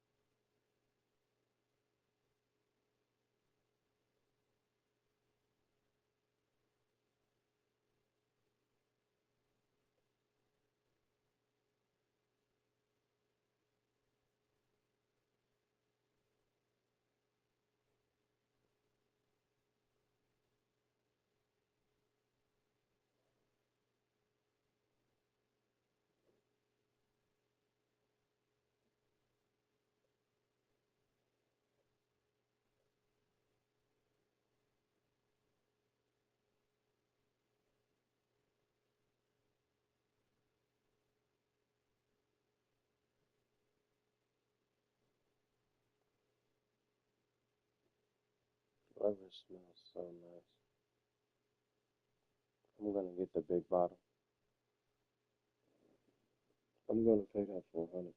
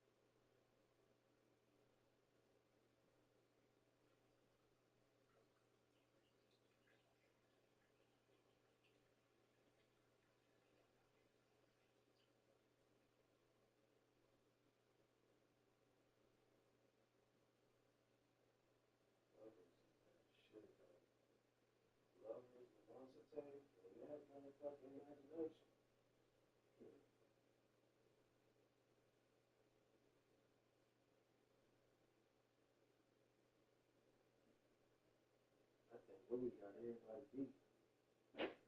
Okay.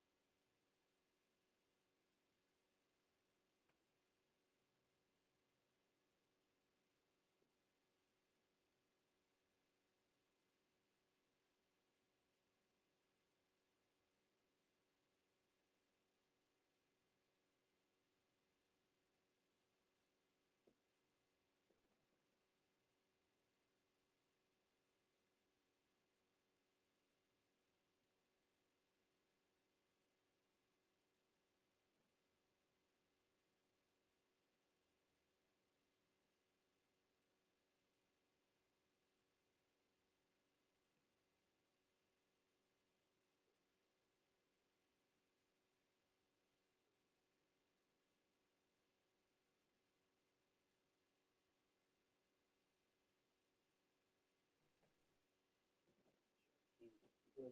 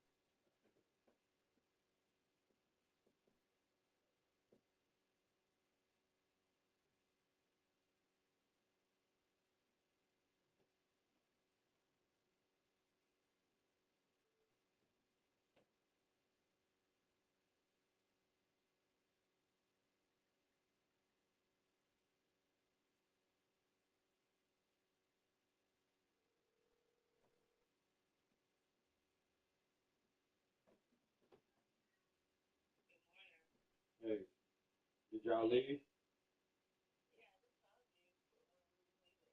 Oh, my phone was dead.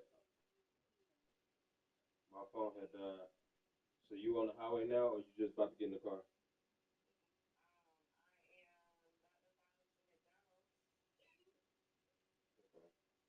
Well, if I don't answer, I'm at the Kingdom Hall. I'm big. Yeah,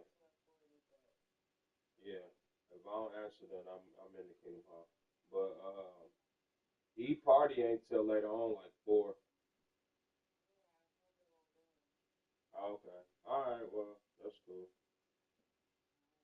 All right. Probably take the kids with me. Nikki was here last night. Yeah, they was like, "Where's Anaya? Where's Anaya? Where's Anaya?" I said, "She in Greenville. Anaya gonna be mad." Yeah, they was actually. Yeah, so I'll take the kids with me over there. Yeah, they had all their family down here. They got all kind of people staying with them. They got everybody from West Virginia staying with them. Right. I left. I ain't gonna say I left early, but I left. It was a little chilly out there last night. I'm gonna make sure the kids take a jacket tonight because it's supposed to be chilly again tonight. Um, but I left about shit.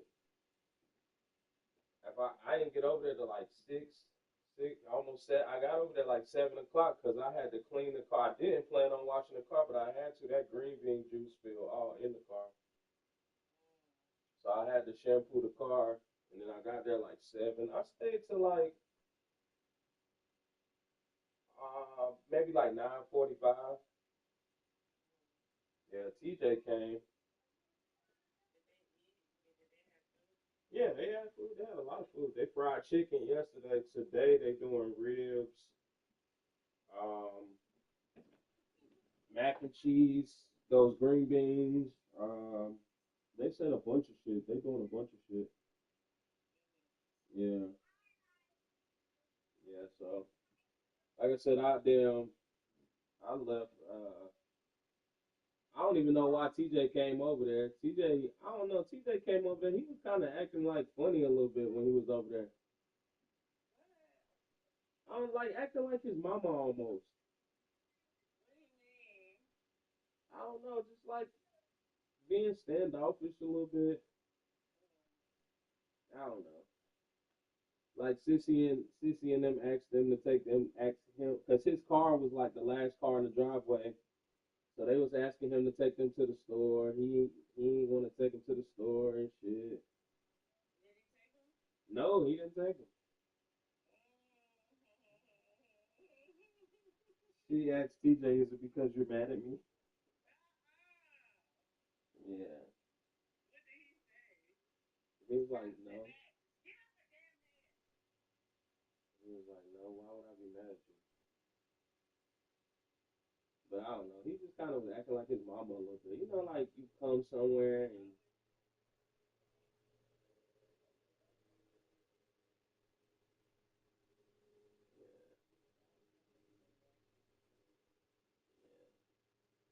I don't know.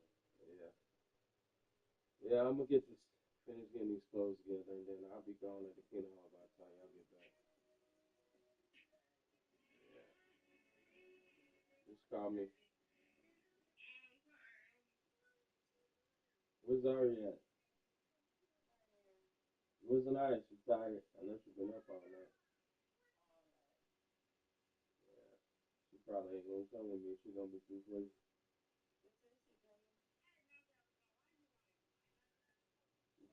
Zanaya, watch your mouth.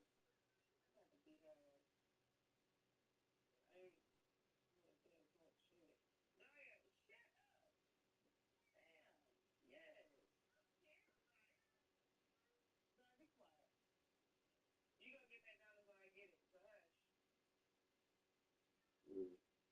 All right, baby. I'm waiting on y'all. Call me after you. Call me after you get McDonald's.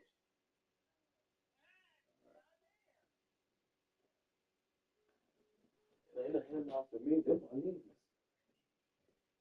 Them my niggas. We be chilling. They going to the Nova room. She's not going with, what they call them?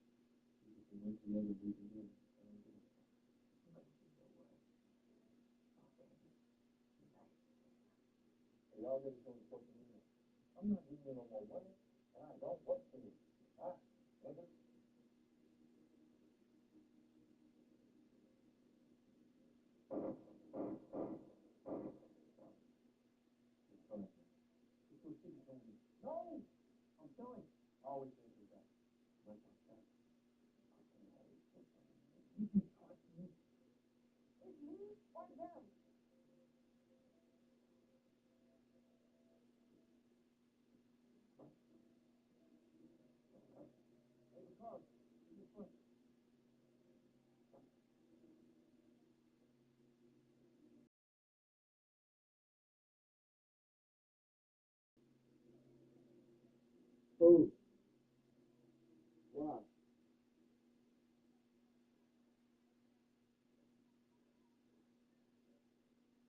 Wow. Yeah, who you talk to?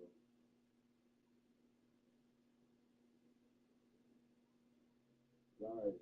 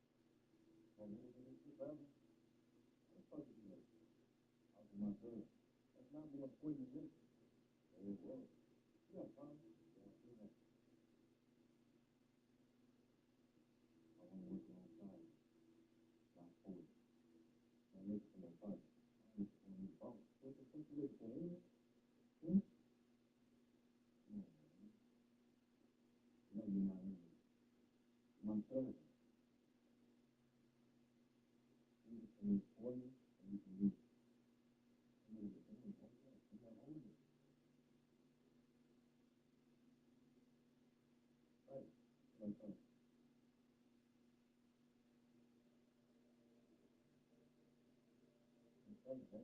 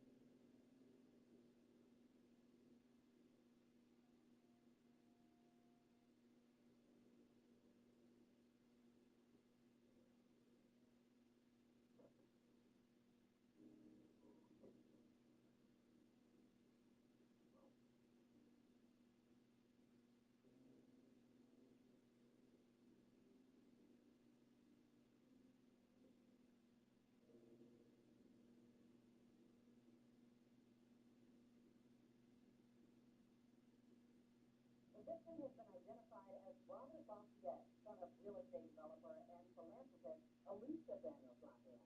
This comes as a devastating loss just weeks after his father, Alonzo Daniels Lafayette, was found murdered in his vehicle. Officials have declined to comment on whether there are any connections between the two homicides. This president speaks to home.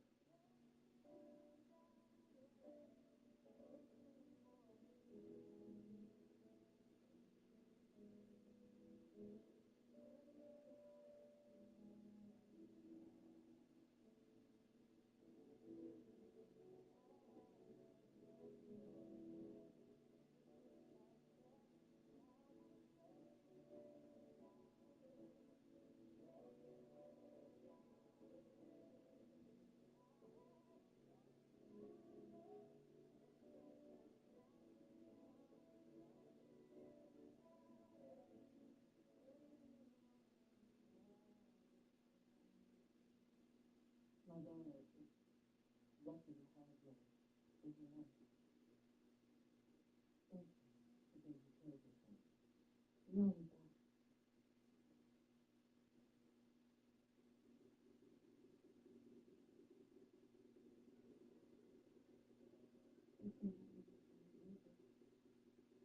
Girl, you're such a old friend now.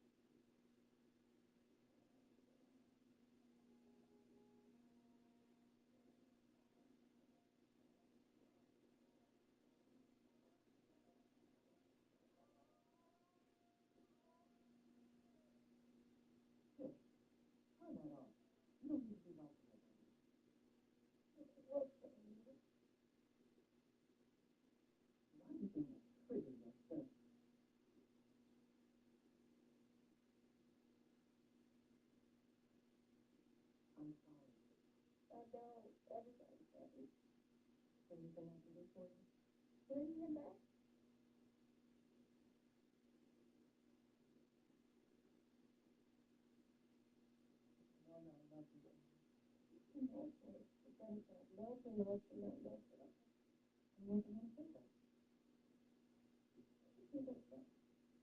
did you calm down?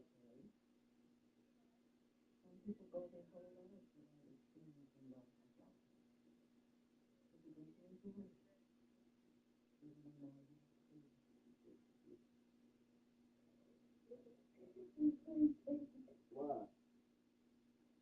Get the light phone, all right.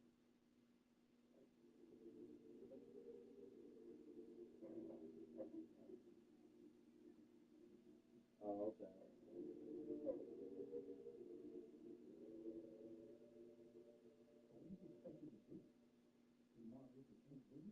Yeah. But you got to go to school. I mean, go to sleep.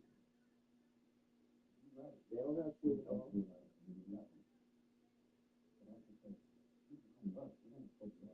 Are you off work tomorrow too?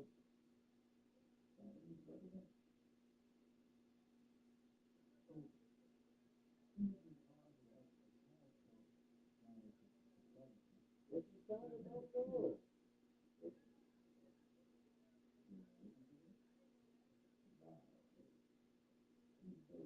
I mean, you were gone though. You were doing something last time.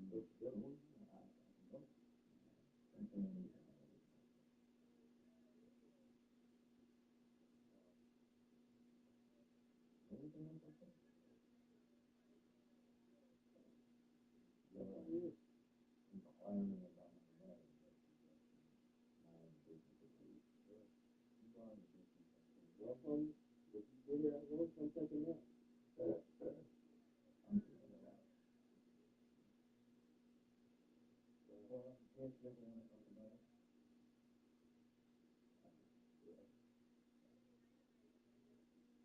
No, it's not that.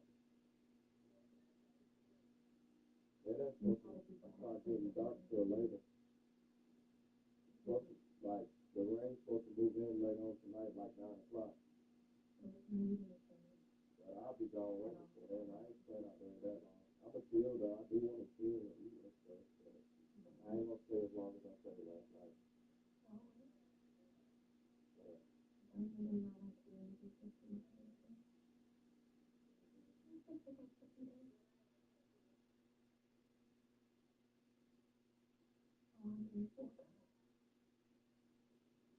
Yeah. Right. Yeah. I'll just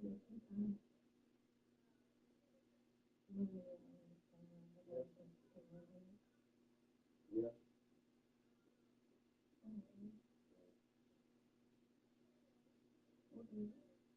I think we're gonna look to the party today.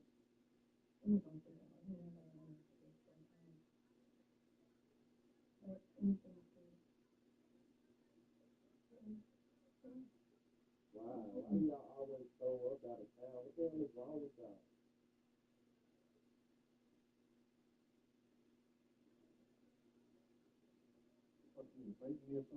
Where's the clothes that Michael P there? Where's the clothes that Michael P there?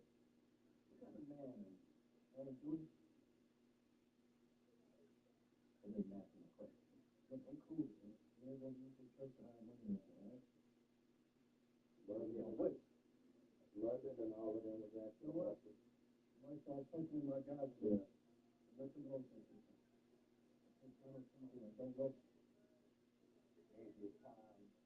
Yeah.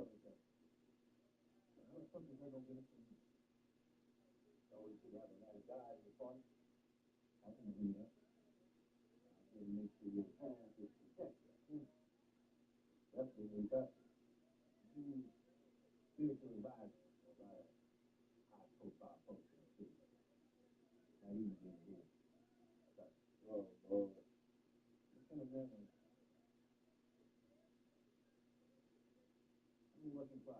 Where did y'all go see them albums at?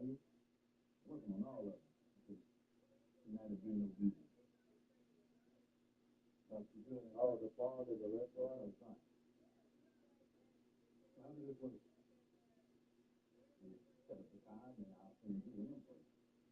Oh, you talking about the farmer's market?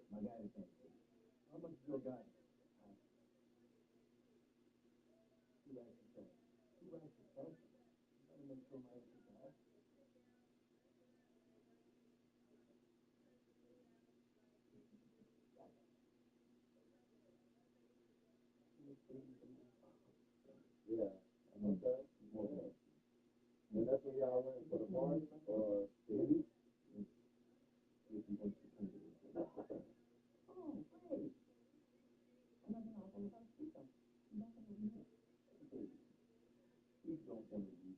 Larry, like Adriana? Yeah.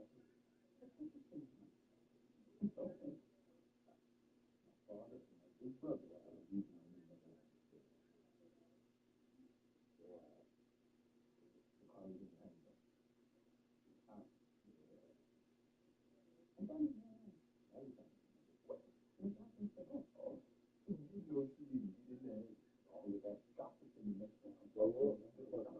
Let's live with something with the kids and have the kids.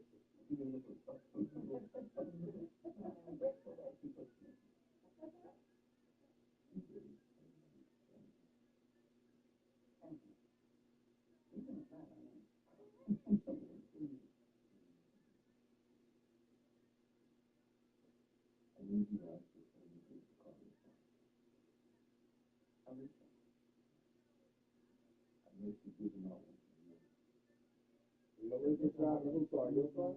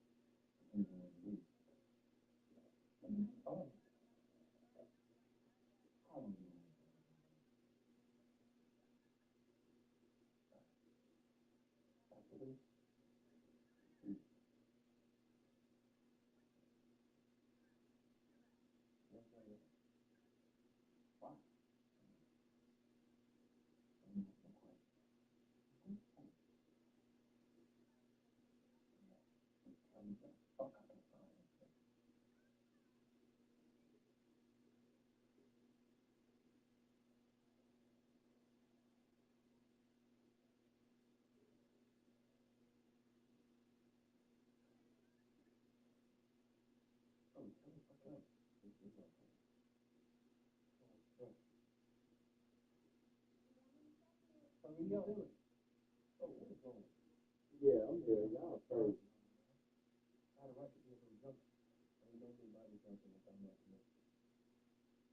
Huh? Lord have mercy. And they fucking with this dude. God is giving up.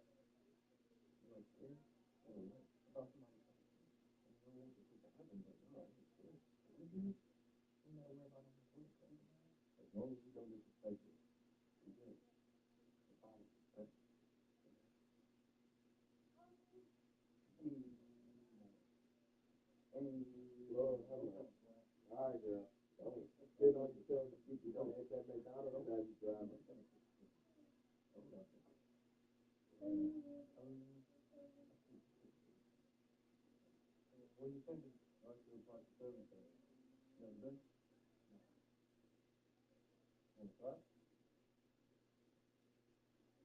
All right, I'll play y'all.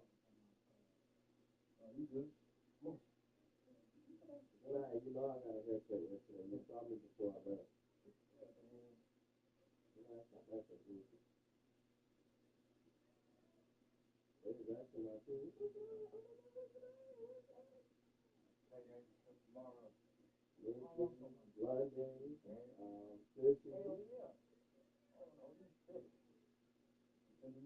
We told that everybody.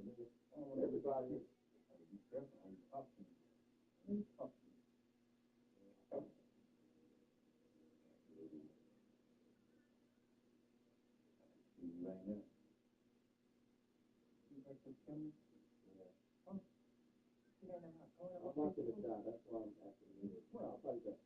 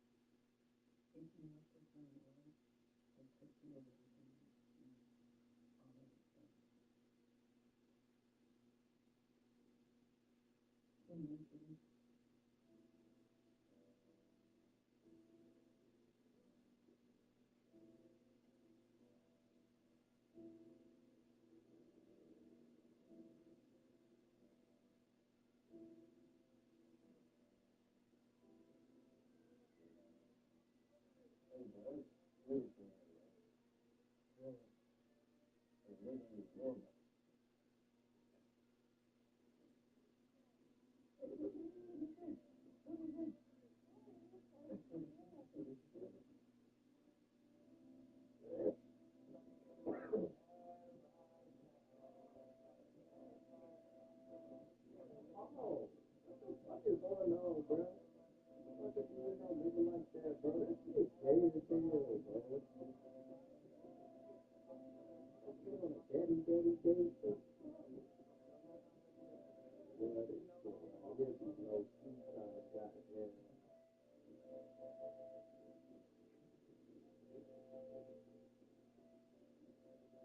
Thanks for asking me to come along.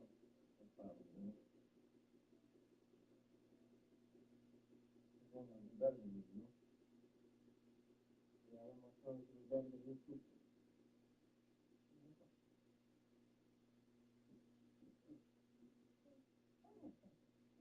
So, how do we make sure that happens? I'm telling you, you are. But what if I want to change everything? You might make the same mistake.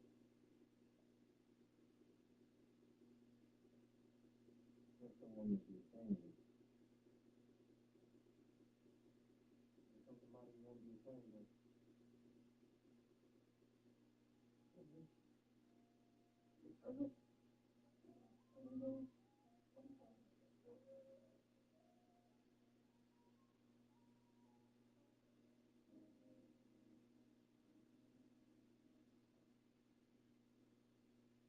What's it to say?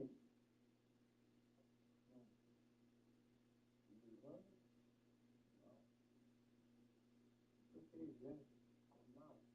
Like, well, I don't know.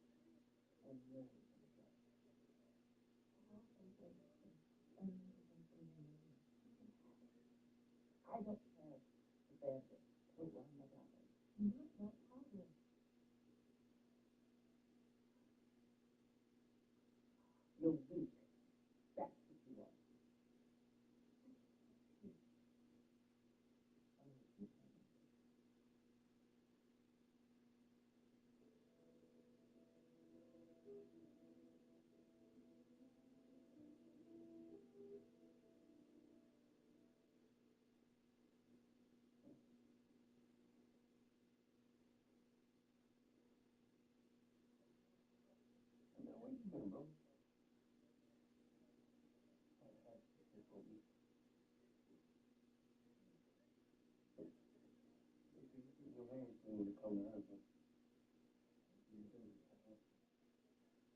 but that's what it is.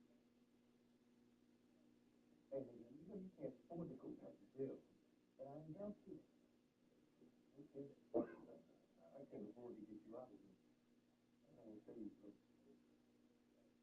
You gotta stay in there.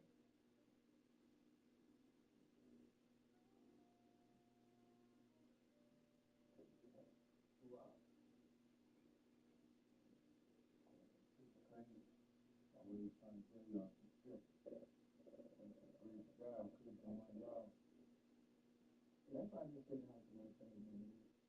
Good person in the head. That's what I was doing. You, he's always gonna have to do it. I feel like we got more to do. I mean, even look at the mom. Well, I knew you ain't playing all the big numbers you got. I know. Okay, I still got to deal with them all the time. And now we still got to stay with us for 50 dollars. You ready for that? Yeah. Yeah. I need to go ahead and line and make it to us. I think you tell me that. I guess that's it. I don't know if I'm doing a lot of work. Like I said, making babies. Raising. Hard.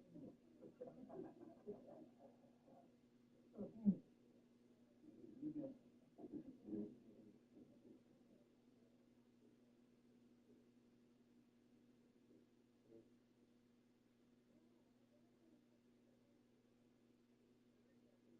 stay gone. He's gone. Stay left. Ooh. Stay left. What you saying? Hell no. You better. Why not? It's only a hand. It's like love. It's like love. You was Bob? I had to. That motherfucker was questioning my authority. And you made a leak of people with that? How did you find out she was lying, man? You both, right? Because the only nigga that knows is you.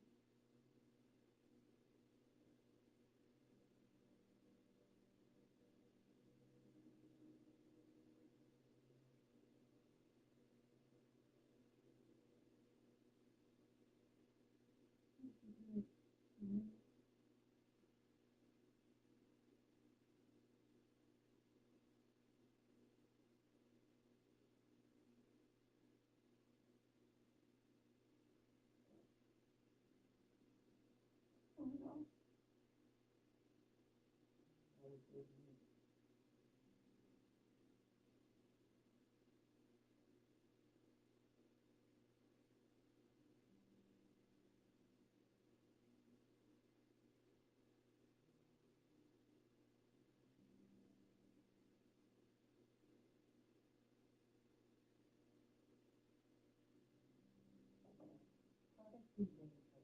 Promise. I'll deal with him a month ago.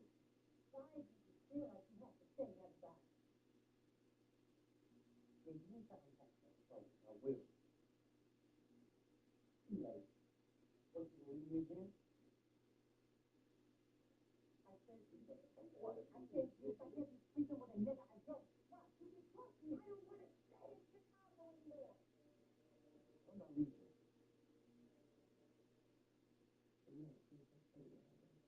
You don't kiss it, you